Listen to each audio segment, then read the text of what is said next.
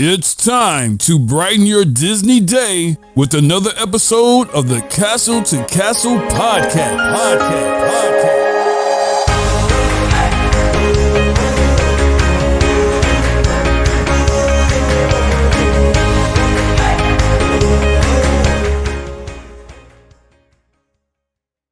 Welcome back to the Castle to Castle podcast. You're on with Emily.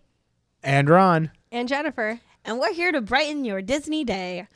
Hey guys. Hi guys. We're going to start things off a little differently today. Instead of a news segment, RJ picked out something special for us today. So go ahead and tell us about it. Well, basically, what I wanted to kick off tonight with was, first off, I got to do the Tiana's Bayou Adventure annual pass holder preview. Yeah. So that was a lot of fun. It looks so cool. It was. It literally took 13 hours. We got in the 7 a.m. queue. I didn't actually ride the ride till 8 p.m. that day because of the lovely amount of breakdowns. Oh, man. It's crazy to me. It is absolutely baffling. That ride's been down a year and a half, and it's been breaking down that much. They've had like 2 or 3 evacuations now. It's almost happening daily at this point where people really cannot barely get on it. And then all the boarding groups get delayed to like for hours later. And then like we were saying, there's so many times that they're having to evacuate that people don't get to enjoy it then. I feel like this is what happens when you do a refurb or a retheme instead of a refurb. Yes, 100%. If you're going to be down for 18 months anyhow, you should have made something. They should have fixed everything The up. craziest part to me, though, is this is only the previews. Cast member previews we had the haven't delays. even- Annual pass holders had delays. DVC members had a preview today and had delays. Did you see the line DVC thing today? The line was past Peter Pan. Yeah, it was insane. All the way through Liberty. Like, It's insane to me. it went like...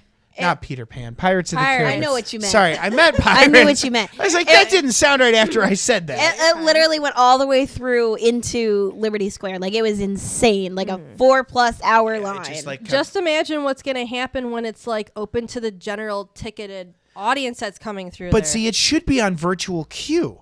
Which Yeah. is part of why I don't understand how the DVC line is that long, because that's precisely why they created this virtual queue. Because Guardians would have had that issue, Tron would have had that issue. You wouldn't have been able to get onto Space Mountain because that Tron line would have been all the way back to Buzz Lightyear, maybe even to Main Street. You know what else I heard today about that area was they are officially closing down the shooting range down there. Yes. And it's becoming a DVC lounge. Yep. Yes. Which just really bums me out because I feel like you're going so far as to revamp this area and take things out and make it nice. When's the last time you did that, Emily? What do you mean? The shooting range. Yeah, when was the last time you went shooting? No. I want the shooting range to go. I was going to say, I've never You done just don't it. want to see it No, be a DVC I lounge. just don't want to see it be a lounge. It's collecting dust. Whereas a very It's a few place amount to of people sit are for going to be shade able to during the use parade. it. I will say this. It doesn't surprise know. me.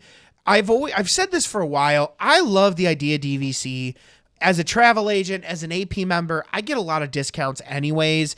DVC is not necessarily worth it to me, but for those that do get their worth out of it, I'm not saying it's not valuable to all, just not for me personally. But the one perk with DVC is you had that lounge in Epcot, but you didn't have them in the other parks. And I think that's a selling point for DVC to have an exclusive lounge where you know only a fraction of the people are going to be going in. There's cold air, comfortable seating. There's supposed to be some basic snacks. I've never done a DVC lounge, but that's to my understanding. So I understand them doing it.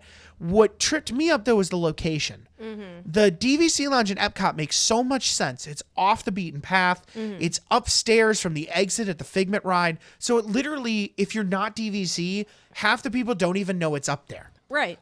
And to be putting it at the shooting range right in the middle of Liberty like that, I just was surprised why it was over there and they didn't find Frontier. some more obscure corner to put it in. I think what's happening is they're just trying to find space that is really not being used as much, and that's why they're just putting it there. Sure, but I gotta believe there's space somewhere in that park. Like, for example, Club 33 is that second level inside Adventureland. when you first cross the bridge, eventually it's that building to the right that literally there's nothing else there. Nobody uses that building, nothing. So it's perfect tucked up there. You're telling me in the entire rest of Magic Kingdom, there is no second level, no back room or anything you could use other than right in the middle of Frontier like that. Do you think it's maybe they're going to say that they have like, it's going to be like an all exclusive area like for them watching the parade? Like they're going to be like, you automatically get like front row seats. We're going to automatically block it off. If you're in the DVC lounge, you can come out and watch the parade and it's be only blocked off. That would make sense. I didn't think of that, but that would make sense. It would make sense for that. The other thing is too, if you guys remember in that corner, there is that DVC sales hut right in front of it.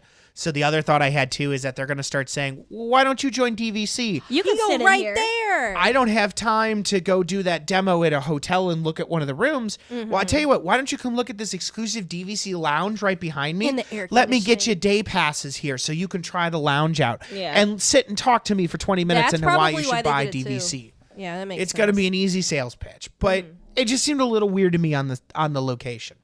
But the piece I just wish it wasn't doing a lounge. That's all. I feel like you're fixing up the Jamboree. You're changing up Tiana's Bayou. I don't know. I thought they were bringing new life into the area. And while I guess this counts as new life, it's like it's new not life very for everyone. It's small. exclusive new life. Yeah. I don't know. I get it. But I'm the just actual thing that we wanted to talk about in fast forwarding from that, though, is while we went down to do Tiana's Bayou, we actually stayed at Art of Animation. And I have not stayed in Art of Animation for years. It has been, I think, 2017 was the last time me and Emily actually, we did with the family, we stayed in the Nemo Suites. And this time, Catherine being the Little Mermaid lover that she is, we went and stayed in the Little Mermaid rooms. Which means you got to hike to your room. You know what's funny, though? It actually wasn't as bad of a walk as I thought. Oh, we need to record this the next time he makes a comment about a I resort. It wasn't that bad. Okay. It's long, not something I want to do every time. This was a special treat because I knew we were only going to be there for like 2 days. So I was like, okay, we'll do That's it. the exception. If we're doing a week trip, hell no, I am not staying in the Little Mermaid rooms. Absolutely not. But for like a 2-day, it wasn't bad. But the rooms were super, super cute. Good. The decoration was incredible. The theming was there. As you guys see, like the whole bathroom looked like Ariel's. The grotto. It looked like where she kept all her stuff in that little cave. That's a grotto. That's the grotto. Well, okay, but That's literally what that's called. it was That's like the shelf, like. That's all right. the grotto. See, when I think grotto, though, I think like what's in Magic Kingdom with the entrance and like the whole like. Okay. Anyways, RJ was wrong. they had a bunch of cute stuff. It was really well Good done. Lord. Art of Animation actually was super cute in general. I love Art of Animation for the decoration. It can get pricey, which is the struggle because I know they're making it. They're trying to make it a moderate resort, and because they're mostly suites anyway, so they want to be that. But overall, it was cute. I had a great time at Art of Animation. And that's one more reason why I love the value resorts. But we also came up with something where it made me stop and think, as a resort, I noticed they're really missing a crucial service. When you go to a resort like Las Vegas, for example, every casino in Las Vegas, every resort, has a little convenience store that's open 24 hours a day, 7 days a week. Some of the casinos, it's literally like some bookshelves on a wall in a corner type thing. Others, it's a walk-in little convenience store. But they have bottles of pop, beer, wine, bottled water, just various drinks. They have small snacks, bagged chips, candy bars, a small little pharmaceutical section, with different things from medications to condoms to tampons, like all your random stuff. But it's just nice little convenience store. Disney doesn't have anything like that. Nope. They have the gift shop, but the gift shop's not open all day. And the reason we stumbled into this, we went on Friday night and stayed for Fantasmic. Love Fantasmic. You know me. I'm not going to not do Fantasmic. Fantasmic was at 9:30. Show ended at 10. By the time you walk out of Fantasmic, walk up Hollywood Boulevard, walk out the door, assuming like us, we kind of stopped in a shop for a few minutes and walked through the pin store on our way out, soak up a little AC on the end there. We got to the Skyliner by like 10:15, 10:20.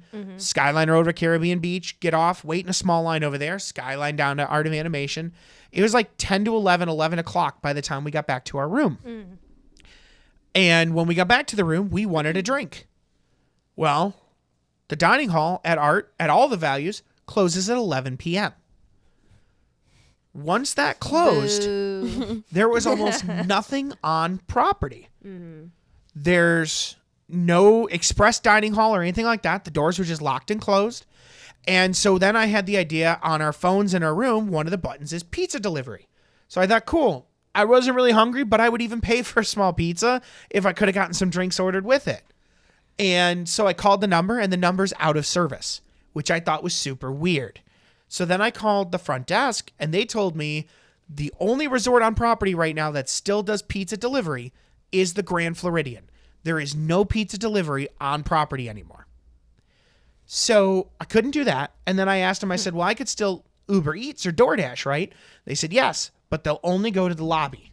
So if I want to have something delivered, I have to walk up to the lobby. And I was like, that sucks, but maybe I'll do it. Except that an estimated delivery time was 30 to 45 minutes to get somebody to go shop for me at a Walgreens that was still open and deliver to property. So now we're talking 12:30 by the time I get my delivery. So it just kind of dawned on me that they call themselves a resort, but they really don't have a basic 24-hour amenity like that. It's just that dining hall, which they don't really give guests time to get back to. And if you're going to call yourself a resort, why don't you have something small like that? Even if you go to a basic Hilton hotel, like the one in Florida, we've stayed at a couple right off property, 100, 150 a night, a lot cheaper than Art. They come with some kind of free breakfast, waffles, cereal, yogurt, fruit, basic, but free part of your room. And they always have some kind of small convenient in the front lobby there where you could go down at 2 a.m. and get a bottle of water, get a thing of aspirin, whatever you might need, there's something there for you. And it's just interesting to be a resort and not have something like that. I've run into that too, where by the time you get back, the dining hall is closing up. Like you're just missing it. And with it being in the hot heat in Florida, that's honestly not good that there is nothing that if you are getting heat exhaustion, like for you not to, if you want to get more food in your system, if you want to, get anything to drink, that's honestly not good for you if like you can't get that stuff. And I know people might argue that, well, you might have the stuff in your room. Well, what if it's not enough? Like, you're there. You should be able to get the stuff there regardless of what time it is. Well, and the funny part is, too, for those that are thinking about this, we did end up going down to the vending machine on our floor. The problem was, though, because that was the only resource, there was 8 buttons on the machine. There were 2 Cokes, 2 Sprites, 2 bottles of water, and 2 Powerades, I think. I might be missing one. Both of the Cokes are sold out. Both of the waters are sold out. Go figure. Both of the Powerades were sold out, and one of the Sprites were sold out. Luckily, we still were able to get a Sprite out of that machine, but 90% of the machine was sold out. And I wonder if I got the last Sprite or not. I didn't look, but we got 2 Sprites out of there. How many more were left after that? Right. With that limited resource, anybody who showed up after me may have completely been SOL. And then you would have had to go to a different floor, and then they're going to be out. Like, it's just one big chain reaction of you need something. If you're going to be this Disney bubble, you're going to be this resort, you need something there. You know what they should do is they should get a corporate sponsor, like a Walgreens or a CVS or a Rite Aid, and set up a little version of their store in the lobby of these resorts. And it wouldn't even cost Disney anything because it would be like a corporate brand, like a franchise, which is literally the point. And if you did something like that, then you could even have like more medications like aspirin and Imodium and trying to think of things people would need on basic things. Dayquil, NyQuil, like more medication stuff rather than like nothing. The only thing I could find the last time I was sick, the only thing I could find in the Disney resort was cough drops. I remember. The only thing they had. We had to Uber Eats and get a delivery. We Uber Eats from the local CVS. Yeah. Right. And people could argue, well, maybe that was just at a value resort. Well, honestly, that's not the case, because when I was there in December, I was trying to look for Dayquil or any type of cold medicine because I was starting to run out. I went to the value resorts because we were hotel hopping to see the Christmas decorations. So the much fun. moderate resorts, the deluxe resorts. We were legit everywhere, and you could just like there was stuff, like diapers, basic formula, gas X. I was joking around about stuff like that, but some of the basic amenities, like when people get a cold, cough drop is not going to help all of the other stuff that happens if you need it. I was really sick when I was Same. there. I had the whole flu shebang, and She was like bad. death's doorstep. You didn't want to sleep in the same hotel room with her. You were kind of like, You know it's bad when they went into Magic Kingdom and I stayed in the room. Yeah. Like, that's bad. But I did pull myself out of bed and get to the park in time to hit the Tron Lightning Lane that we had booked because I was not missing that. But anyways, we had to go to CVS off property and get it delivered, which was a pain in the butt because, like I said, everybody else went to the park and I was there alone and I was sick and I didn't want to go stand up in the lobby for half an hour waiting for a delivery. yeah, it just, Disney If covers. they did something like that, it would work. 100%. Disney covers the medical front, like where they will send you to the Advent Health Center. Which I still need to put out that video, guys. Yes, or they'll have a doctor come to your room, or they'll call you an ambulance. But it's like you don't need that level of care. But otherwise, there's nothing there. They're missing that something gap. more I than need to nothing. self-medicate a little bit. Right. And it's funny because I never really gave it a thought. But then when I was in Las Vegas this year, and I stayed at Excalibur, and then I was again in Vegas in February, and I was in Vegas in May, and I stayed at Excalibur and Luxor. Both under $100 a night rooms. This is not the Bellagio $300-400 a night. So this is the value resorts of Vegas, basically. But they still had 24-hour convenience store there. They had dining that was open till 2-3 a.m. I'm not expecting the dining hall. Like, if you kept the dining hall open till 1 a.m., nobody says you got to serve hot food all night. Right. But they have the bakery dessert area. They have those whole thing of coolers with drinks and stuff. And then they have like that cold case in the middle. Yeah. If you did just cold sandwiches and bags of chips and cookies and snacks, that's all you really need, but just give it an extra hour or two. Nobody says you got to be cooking hot food at 1 a.m. Right. I get you're probably not selling many dinners at 1 a.m., but you probably would sell more desserts and drinks and the odd and end stuff.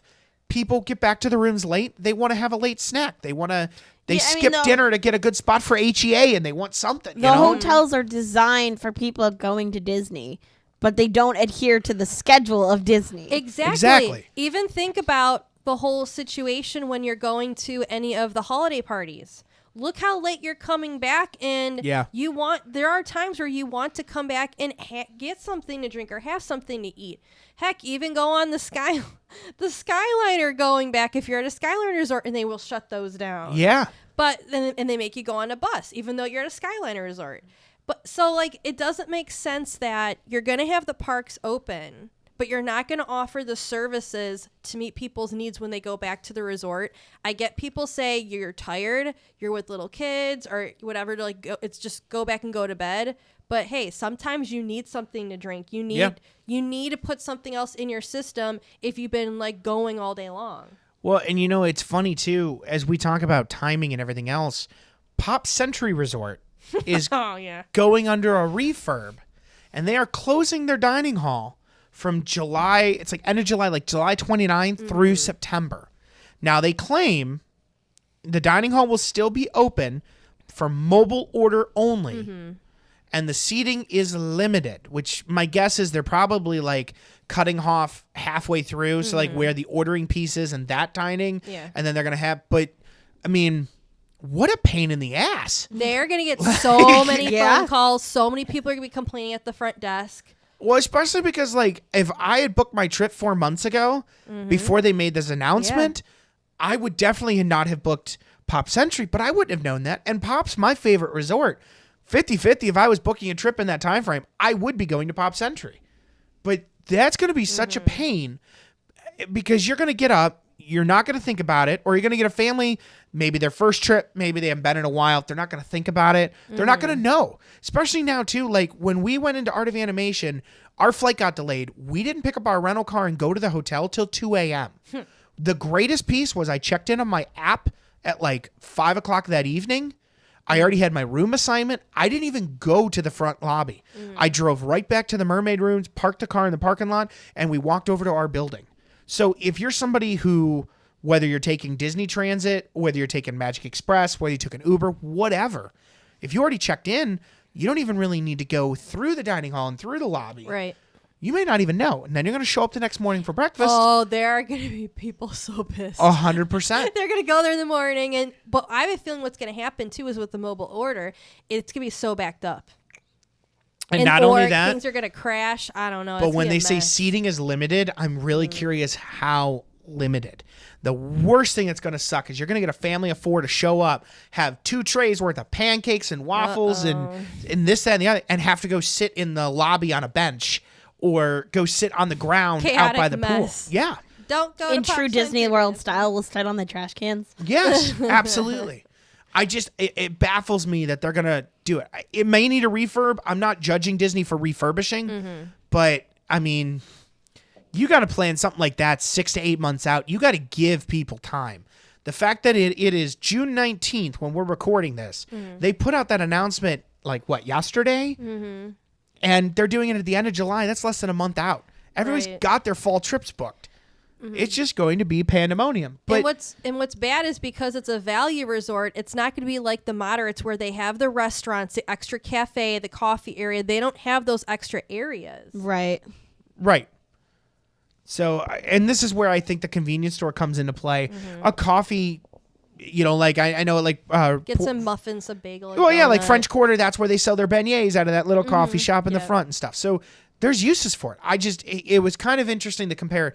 I loved art. I have a renewed love for Art of Animation now. It was very well decorated. I've always wanted to go there, to stay. I've always gone there though to walk around, take pictures, go to the food court. I've done that, but I've never actually stayed there. Yeah, I want to do it. It was. I nice. only stayed in the Nemo room. Maybe we'll book a suite. We'll all go down. Theirs is the one with the really cool pool because they have music speakers in the pool. Yeah. But so, anyways, food for thought. Kind of curious what you guys think about that too. And what other services do you think Art of Animation's missing? mobile order food for thought. We want them to bring back pizza delivery. We want them to create a convenience store, and we wish they had better dining hours. But what other things can you guys think of? Let us know in the comments below. We're real curious here. But we're going to take a quick break, and we'll be right back with today's Disney game hosted by Emily.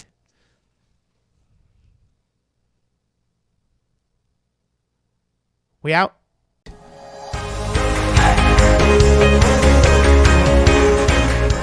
Hey guys, we are back for today's Disney game. Woo, woo. Yay! So today's game is pretty simple. I'm gonna read the names of some songs from Disney movies, and you just have to tell me what movie the song is from. Gotcha. Easy enough. Yeah. So some of them are gonna be really obvious, and then there's a couple harder ones. And to remind the listeners at home that can't see us from the YouTube vision, we are going to buzz in by saying our name into the microphone so you know which one of us is buzzing in for the question. Yeah. And if you are liking this, all the list of songs are taken from the Disney Hits playlist on Spotify. So. All right. Here we go. Okay. Our first song is Love is an Open Door. Ron. Jennifer. Ooh, Ron. Frozen. You have a longer name. That's a disadvantage. You just say Jen.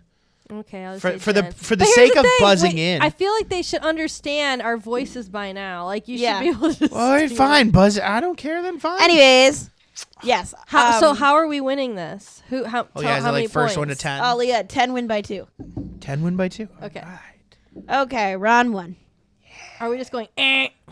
What are we? You just do what you want. I don't care. How far I'll go. Ron. Yeah. Moana. Yeah. Brain it is fart. Moana. 2-0. I almost said Hercules because I was thinking goes the distance. I know that's what I am almost supposed to gonna say too. Something that I want. Something that I want. Mm-hmm. This is a harder one. Something that I want. Ron. Yes. Tangled. Yeah.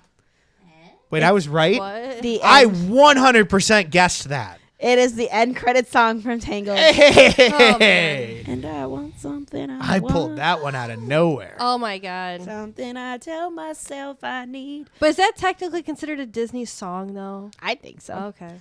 It's in the Disney hit. It's on the Okay. official Tangled soundtrack. Okay. Anyways, surface pressure. Ron. Yes. Encanto. Encanto. 4-0. This is Knowing what I know now.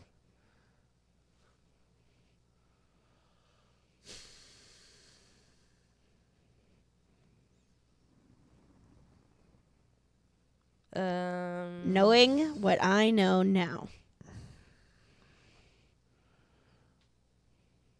I don't know. I don't know either. I'm going to pass. Pass. You want me to give you like the first line No. of the song? No, just tell us. It's from Wish. Oh, I that's haven't why. even seen it yet. That's why. I watched it Okay. once. Okay. Into the Unknown. Jennifer. Ron. Jen. Frozen 2. Yeah. Darn. Thank God I'm on the board. This would have been an embarrassment. Almost had a sweep. Where You Are. Looks like Kat, the recorder tonight, knows. Jennifer. Yes. Moana. Yes, it is Moana. Oh, where you are. Yep. Crap. For the first time in forever. Ron. Jennifer. Yes. Ron. For the first time. Frozen. Yes.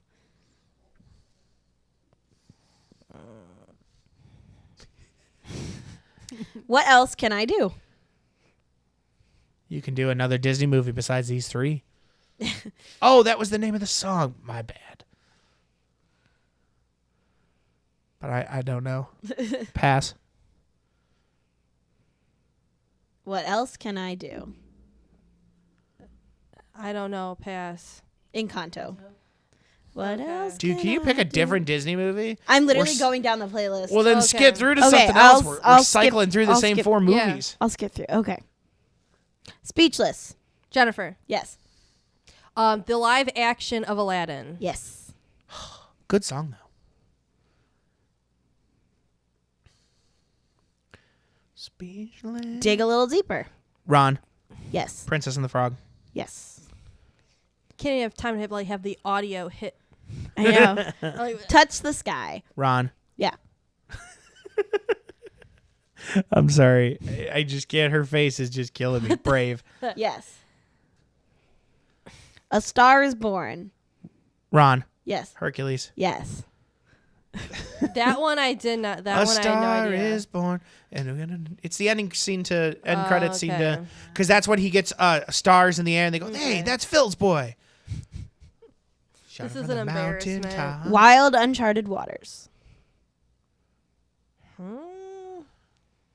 Ron. Yes. Pocahontas. No. Darn. I took a shot in the dark. You're out. Uncharted. You lost all your points. You're out of the game. I have no idea. It is from the live action Little Mermaid. It is Prince Eric's song. Oh, that was the name of that song? Yep. Oh. Wild Uncharted Waters. Oh, You gotta sing it in the over dramatic accent. Boo. okay. I was trying to pick hard ones. Okay. No, I'm there, but See, these are all like, I just want to be king, or blah, blah, blah, blah. Okay. Oh, here's a hard one. Belle. No. Okay. Snow White. The place where lost things go.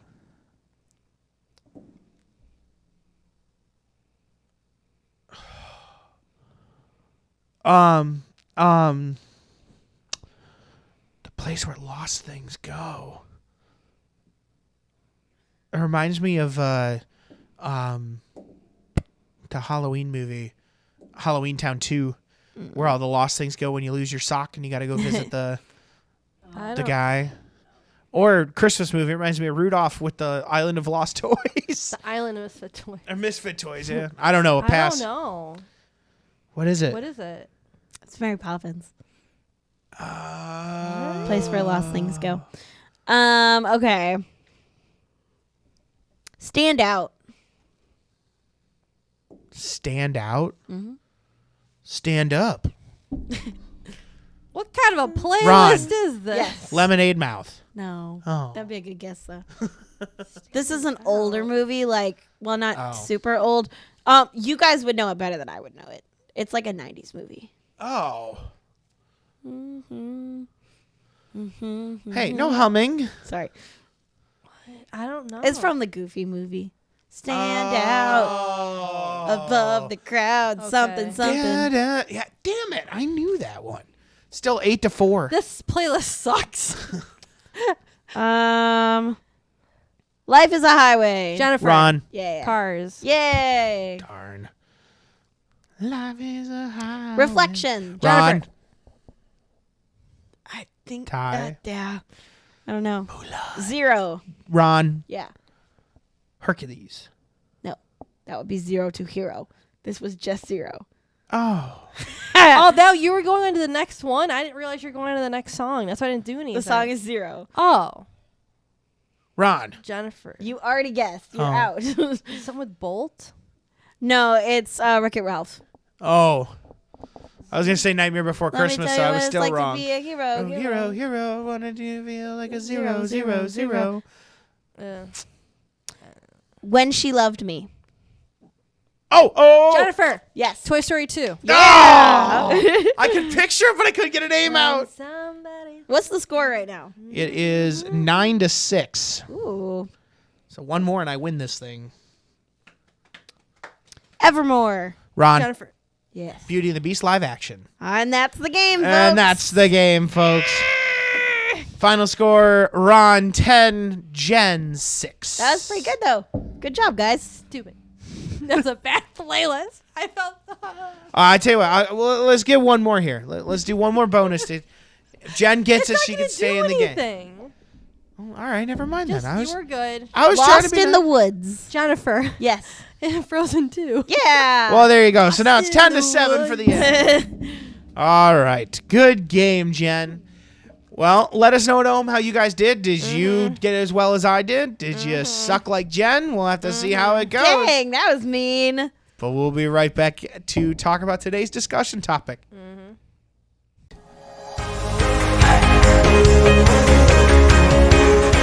Hey, everyone, and welcome back to the podcast. So we are going to Dun, dun, dun. talk about some TikToks, which on TikTok, we all love our good tips and tricks for Disney. Good But- tips and tricks. Exactly. Good. We need to have a little discussion about some not so good tips that people are paying for, and it's not good tips. Controversial tips and tricks. I And wouldn't we're- even say controversial. I would just say bad. And to just lay it all out there, we are not the only people who are actually making an opinion about this. There are other people on TikTok who are also talking about this too. So we're not the only ones doing this. Talking about it, spoofing it, whole 9 yards. Yes. That's kind of how we found it too. Like we watch her. Yeah. We'll get into her We specifically watch her in a minute. more to make fun of her than to we watch. we actually watch her, but now all of a sudden other Disney travel agents, influencers are spoofing it too, and it's Yeah. But it's scary. well, it is because she makes it seem so relatable, but it's not. And I would hate for a first-time family to base their trip off of something she did. Yes. And you'd be miserable. Now, I want to preface too. I am the first to admit everybody has their own way of doing Disney. All right. I'm not saying that she is wrong for what she does with her family. What I am saying is that she is downright wrong for not only sharing what she does with her family, but to then put it in a book and sell it as Disney tips and tricks when half of these are against Disney policies. And how much is that guide? That guide is $40. $40. That's insane. To be honest, what bothers me with this is two main things. It's not even what she does, but it's how she does it and how she sells it. There are so many Disney influencers out there, we're podcasters. I'm a Disney travel agent. I know tons of friends within the Disney Travel Agent that have their own TikToks and YouTube channels and podcasts, you name it. There is enough free Disney information out there that if somebody who is doing a first-time trip wanted or needed help, they could find every answer they needed without needing to pay a $40 book. Yeah. Mm-hmm. And I have read this book. I just, again, we're not trying to talk her down.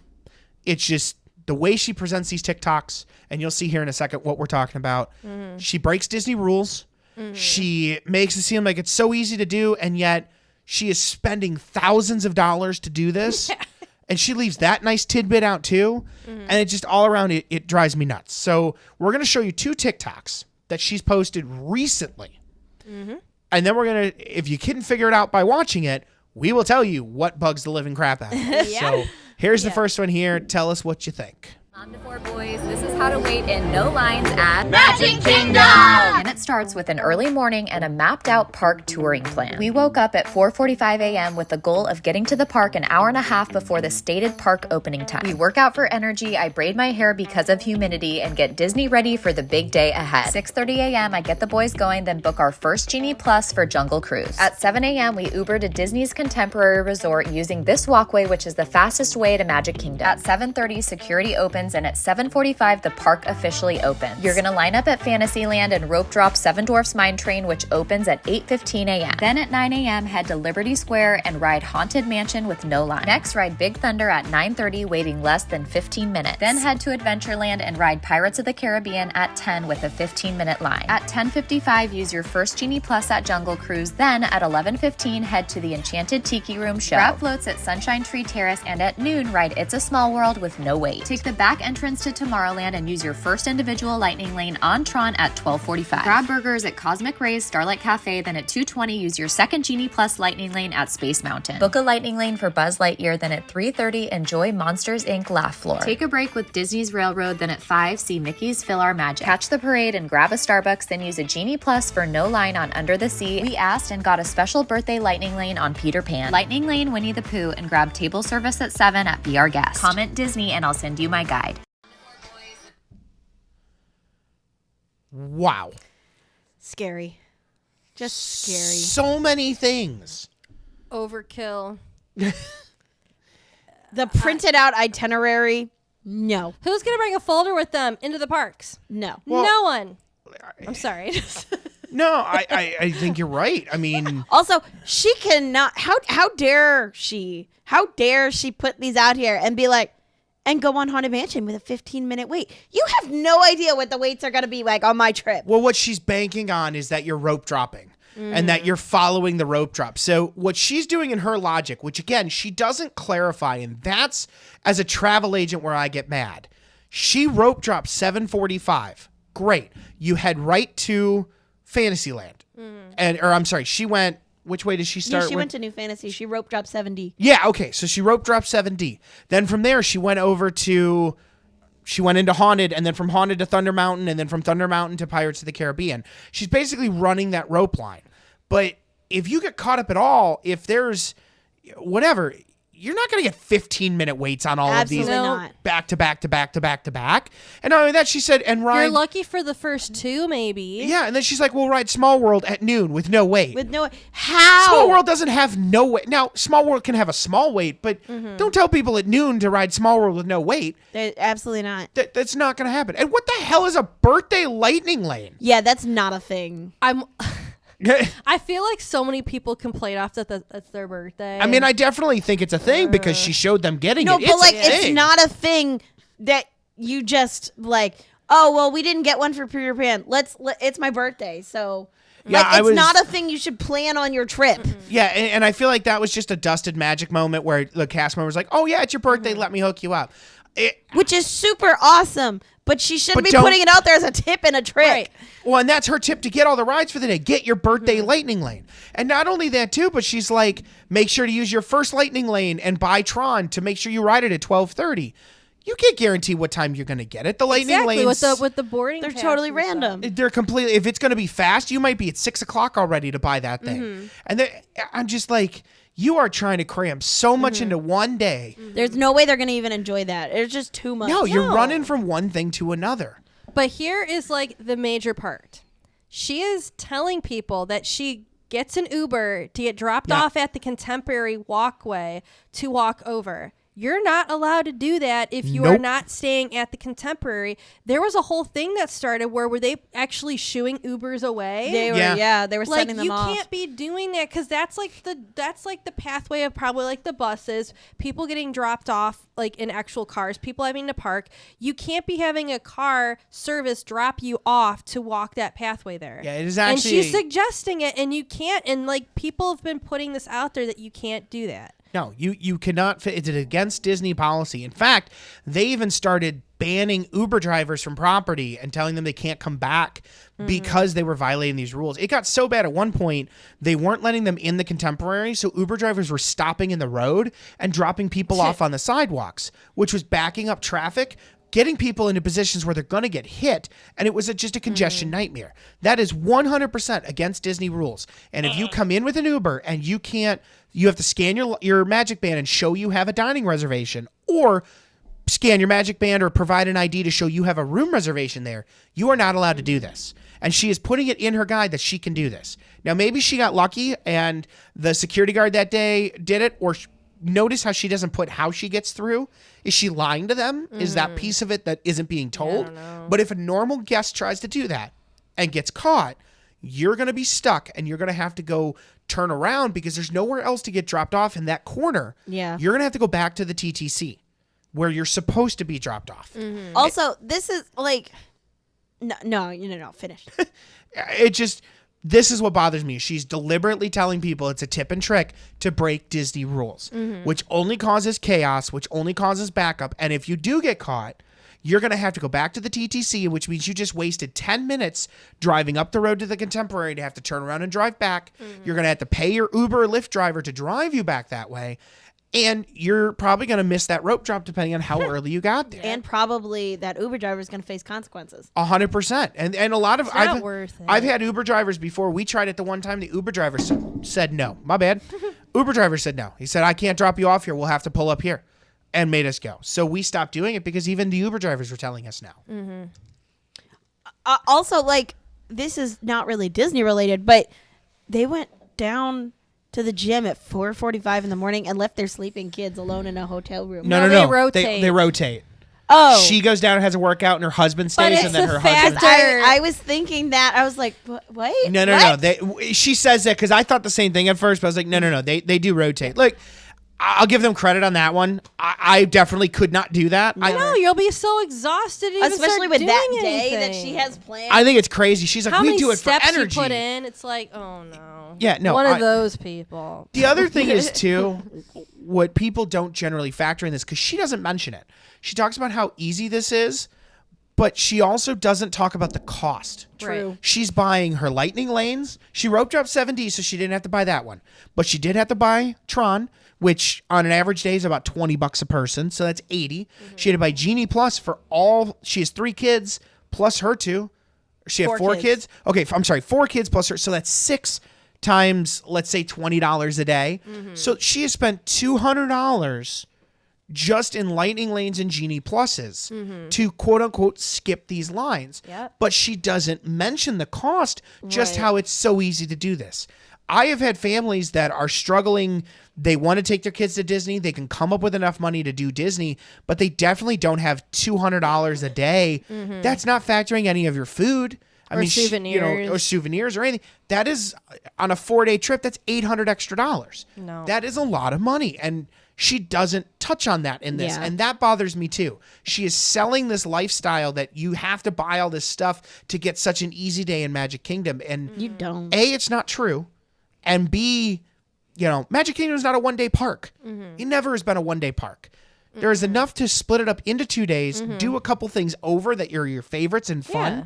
There's enough to split up over 2 days to make it a fun trip. Yeah. Even if you were there for 1 day, you should not expect to ride everything. Here's the thing, though. With the $800 extra that they're spending every day on Genie Plus, they could just add an extra day to their trip and hit the things. Absolutely. Hit the things that they want on another day. Yeah. Absolutely. So I want to play a second one for you here because this one going to be with the guy.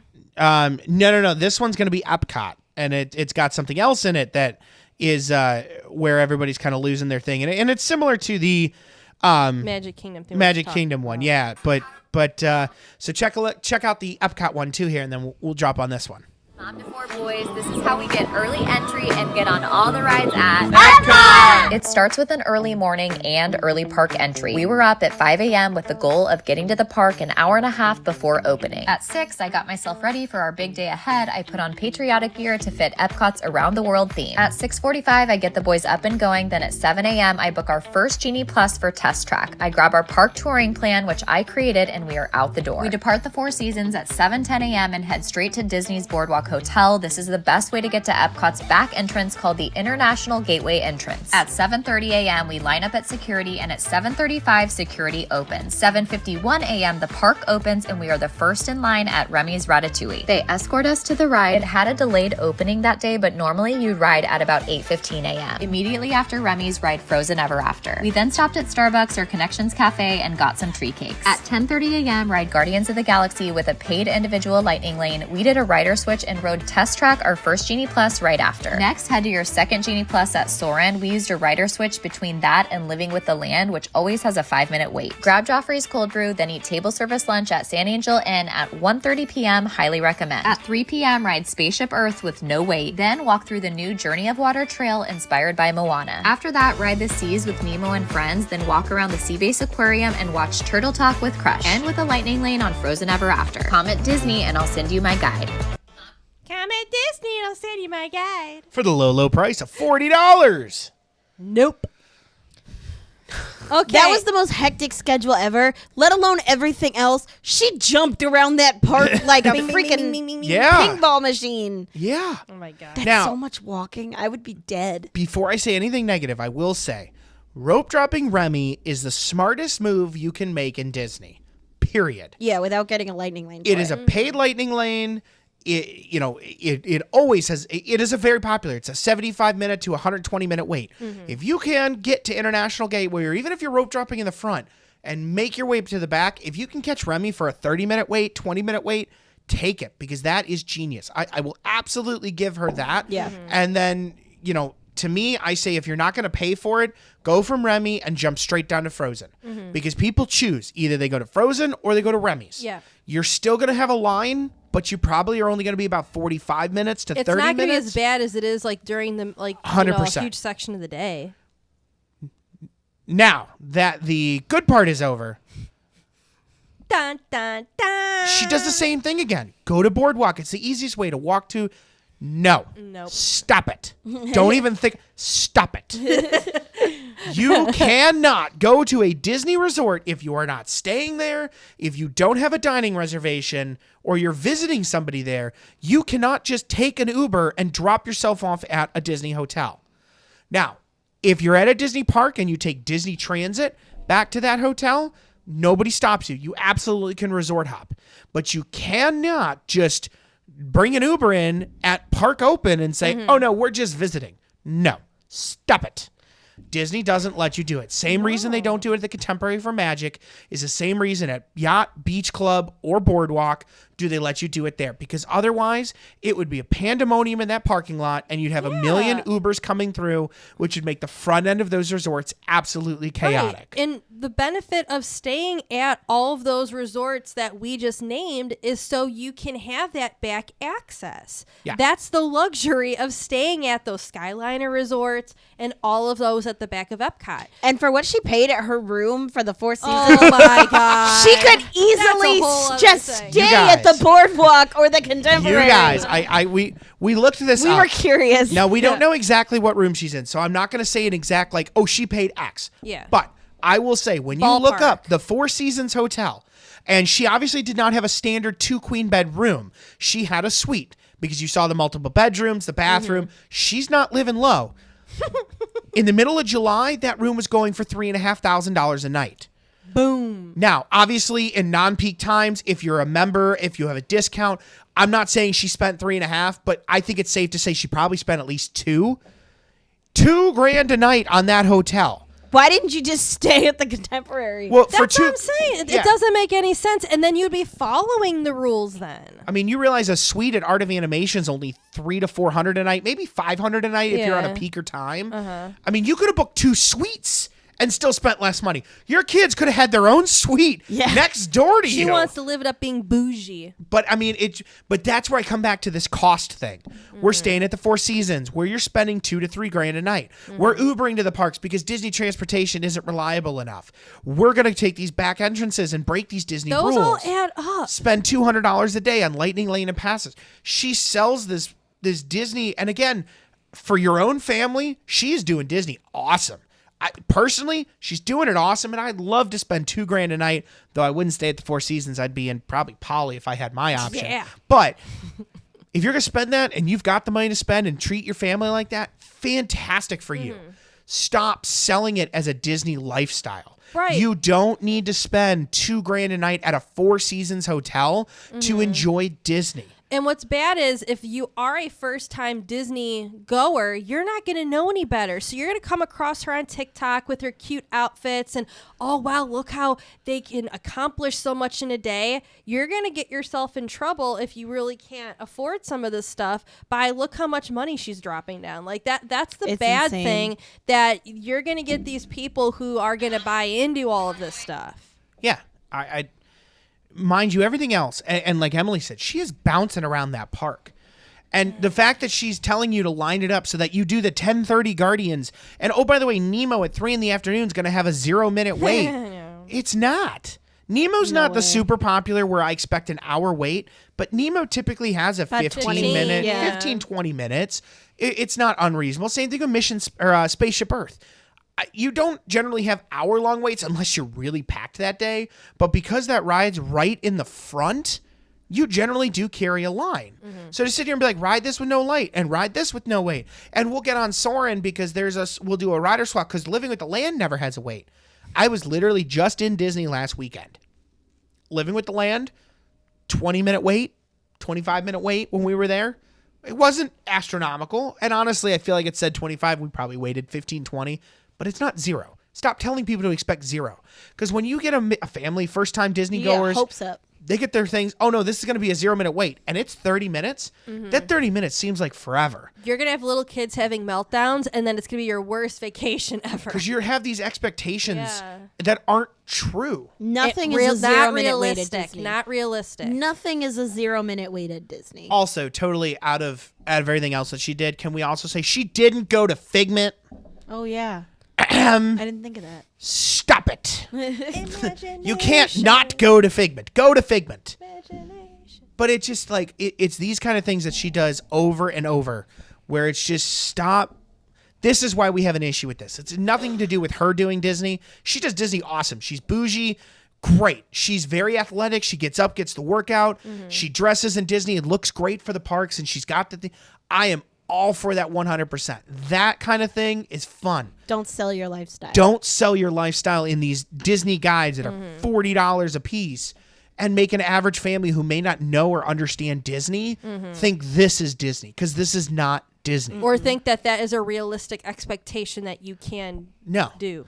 I do have one more from her I want to show because this has something else in it that I want to point out. This is her trip day to Hollywood Studios. And this one has something else in it that I'm going to point out. Let's see if you guys can figure out what I'm going to point out in this video. Let's take a look.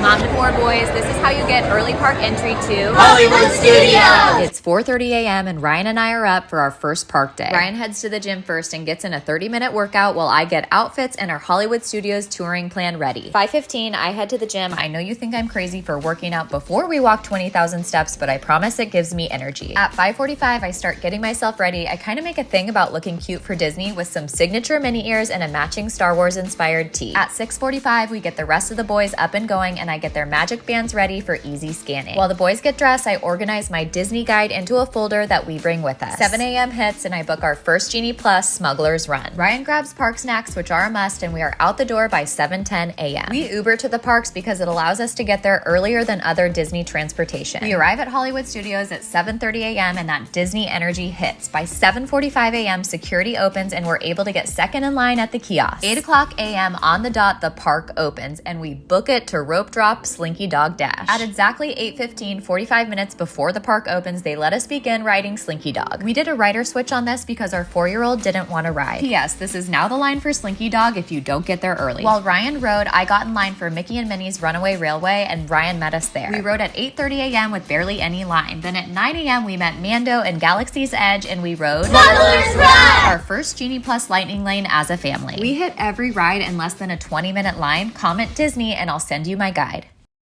Okay. Okay. What do you think I'm going to point out first? I will say my good thing again. She Ubered to the park this time. Congratulations, you did something correct. She didn't go to Swan and Dolphin and try to get the boat over or something. Yeah. She went to the park. But He's really mad about this. I really am, because I'm like, again, you're just encouraging people to break Disney rules. Doing a child swap is one of the greatest things Disney ever invented. It's really smart. And for those of you that don't know or don't have the kids to understand, what child swap allows you to do is parent A can go on with your child. Let's say you, like she said, we had a 4-year-old that didn't or couldn't ride. So dad goes on with the other kids. Then instead of having to wait in line again, you tell them you have a parent swap. And then what they do is they hold your children at the exit, and then mom gets on with the kids and dad stays back with the 4-year-old. And then that way mom gets to ride with the kids as well. So it's kind of cool. The kids get a double ride out of it and they don't have to wait in line twice. They wait at the exit. It might take like 2 or 3 trains and then they get right back on. I love Disney Child Swap, and the fact that they utilize it is great. Mm-hmm. That is something, if you have little kids, you should look at, so that way your intermediate kids or your older kids don't feel left out or don't get to ride something with mom or dad during it. Mm-hmm. But don't do rider swap and then have mom go get in line for another ride so that dad can walk up and open up the gate or take the chain off and literally line cut because dad was doing parent swap. Tisk. That drove me up a wall. That was really rude. And it's the factor that in the comments, people are pointing this out. So it's not, like we said, just us. Like, people are, like, commenting on this. Top comments. The Uber bill at the end of the week. Yikes. How do you manage the Uber bill when you're finished? OMG. Nice line jump. There we go. Jumping the line. I see you. Like, it's just people notice it. And the fact that you're showing that on your video, it's one thing to talk about the child swap. Mm-hmm. You didn't have to show the part where the dad unhooks the chain and gets through. Purposely she did not think that through. No, but this is 3 videos in a row. Or she did, you know. She did, and she's trying to be coy about it or something. But that's 3 videos in a row that show her breaking a Disney rule and getting away with it. And I don't know if it's just because she is getting away with it. She's like, hey, look at me, I can do it. But this is where you're going to get normal people that are going to get caught up in this, that are going to do this thinking it's no big deal. It's Disney. They do all kinds of nice things. And you're going to cause Stop it. Stop it. Stop breaking her Hollywood Studios plan. I love. Rope drop Slinky, get over to Runaway Railway and hit that early. You already had a Genie Plus for Smuggler's Run, which you know is going to be early because it's not as popular as Rise. You're going to knock out 3 major attractions right off the rip. I love it. I actually have the least amount of issue with this Hollywood Studios video that she published, except for the fact where they're blatantly breaking Disney rules. And it's just... Not just Disney rules, like humanity rules. Common Don't courtesy. cut people in line. Are we in like as a preschool teacher, I have to say that all day. I'm like, no, we're not cutting. We stand in line with our friends. Like, Come on. Make better choices, friends. Make better choices. That's not a good choice, friend. No. Like, come on. Well, and We shouldn't be cutting in line. it's not like the 4-year-old had to get out of line to go to the bathroom and you were just returning to where you were. They physically weren't in the line. Yeah. I am very lenient if a young kid has to go to the bathroom, mom runs off with the kid and dad's still in line and they come back, I will let you jump in front of me and get back with your party. You were in line. But don't have one person in line wait 10 minutes into the line and then, I'm just going to move this real quick and jump in with my family. No, that is the blatantest line. You can literally get kicked out of the park for that. 100%. You're making the people around you mad, and then if it causes a bunch of chaos, don't cause the cast members to get all frazzled and upset. There's enough stuff that happens in one park day, one shift for them. Don't be causing trouble for them. Yeah, it just, yeah. But I know we're kind of running out of time here. I want to show one last video, and this one isn't from her. This is actually from Will, Travel Agent William. He's another travel agent. I watch him on TikTok all the time. Shout out to Will here. But he actually stitched one of her videos, and this is kind of where it gave us the idea to talk about it here, because he rips it to shreds just like we just did. So we're not the only ones picking this apart. So check out what Will had to say about this. This is how we get early entry and get on all the rides at Epcot. All right. So this account pops up every now and then, and they are like doing a guide to the parks to make you wait no lines. And if you happen to purchase that, I want you to get your pen out because we have to do a little editing. First thing we want to do, that Test Track Lightning Lane that they recommend, let's go ahead and mark that out because Test Track's closed. Secondly, and not as important as the next thing, you don't have to buy the Guardians of the Galaxy Extra Lightning Lane. You can do the virtual queue. But if you don't get it, I do recommend you buying it set in like 2 o'clock. But here's the big one. You need your pen ready. You can't go to the boardwalk if you're not staying at the boardwalk or you have a dining reservation at the boardwalk. The only way you can go to the International Gateway is if you're staying at the Swan and Dolphin, the Yacht and Beach Club, the Boardwalk, Pop Century, Riviera, Art of Animation, or Caribbean Beach. And recommending people on a guide to go to the boardwalk in the morning to get to the International Gateway is bonkers. That's against Disney's rules. And what's really upsetting to me is someone buys this guide, you're going to upset cast members, give cast members extra work, and plus they're going to get to that boardwalk, be turned away, and then be late for rope drop. Now, if you want to sell guides to the park, you do that, but you have to be responsible in telling people the right things and telling them things that are against Disney's rules and telling them the book closed rides whenever you posted this 5 days ago and Test Track just closed is bizarre. So if you did buy the guide, I hope these edits help. And guys, please don't do anything against the rules. Love y'all. Later. Thank you! Someone else finally said something. He's right on the money, though. No, he does a good job at though, because he's right, and he's not like it's not just us being crazy. Yeah. Like he's like, yeah, if you want to do this, you want to do this, that's fine. Just stop telling people to break rules. Stop putting things that aren't true. Well, that's what I'm saying. Like, I have no problem with the actual concept that she has. Again, everybody does Disney their own way. I am never going to tell you did Disney wrong. I may say I would do Disney better. I may say I have a better way of doing it, but I'm never going to tell you you're wrong. What I am going to tell you, though, is that, like he said in the thing, if you're going to sell a guide, if you're going to take that step and be an influencer and be a travel agent or be a guide to people going to Disney, you are responsible for what you say. You are responsible for what you do. I hope someone holds her accountable. We never in this podcast are going to tell you to break the rules and go line jump. Go break the rules and go to contemporary. It's okay anyways. Like, that is beyond what we're going to do. And that's, you run into all types of different things when that comes in. So I just wanted you to see a third party validation of this, that it's not just us doing it. Other people are saying it too. I know another one in here too. I'll put the link in the thing. We're kind of out of time, but it's cooking with Stacy or Kate. I forget her name, but she's another Disney influencer. And she actually did a skit on getting this guide and being her for the day, and it was hysterical. So I'm gonna put that in the comments too, or in the description too, so you can see it. But just be careful. There is a lot of free Disney advice out there, whether you're watching our podcast, whether you're working with a Disney travel agent, and hopefully it's me, but you don't have to. There are going to be free resources out there. Disney itself has a ton of resources. You can find them on YouTube. You can find them in podcasts. You can find them on blogs.